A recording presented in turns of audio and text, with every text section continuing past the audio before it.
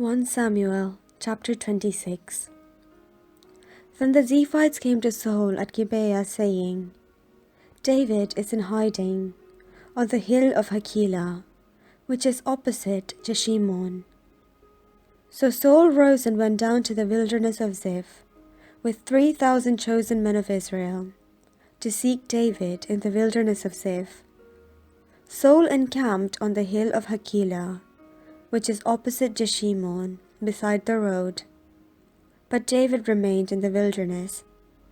When he learned that Saul came after him into the wilderness, David sent out spies and learned that Saul had indeed arrived. Then David set out and came to the place where Saul had encamped. And David saw the place where Saul lay, with Abner son of Ner, the commander of his army. Saul was lying within the encampment, while the army was encamped around him. Then David said to Ahimelech the Hittite, and to Joab's brother Abishai son of Zeruiah, Who will go down with me into the camp of Saul? Abishai said, I will go down with you. So David and Abishai went to the army by night.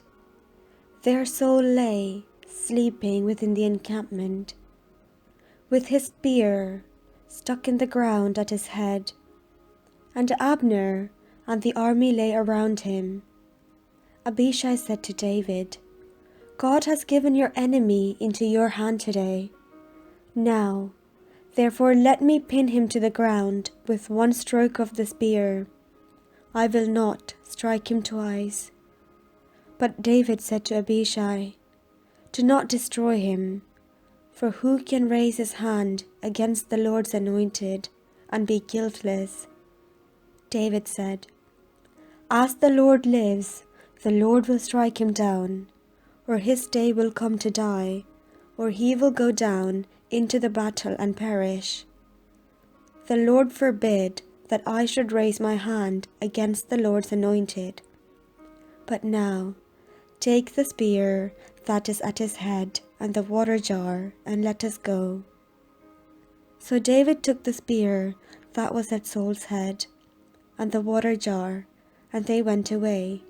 No one saw it or knew it, nor did anyone awake, for they were all asleep, because a deep sleep from the Lord had befallen them. Then David went over to the other side, and stood on top of a hill, far away with a great distance between them. David called to the army and to Abner son of Ner, saying, Abner, will you not answer? Abner replied, Who are you that calls to the king? David said to Abner, Are you not a man? Who is like you in Israel? Why then have you not kept watch over your lord the king? For one of the people came in to destroy your lord the king. This thing that you have done is not good. As the Lord lives, you deserve to die, because you have not kept watch over your lord, the Lord's anointed. See now, where is the king's spear, or the water jug that was at his head? Saul recognized David's voice and said, Is this your voice, my son David? David said, It is my voice, my lord, O king.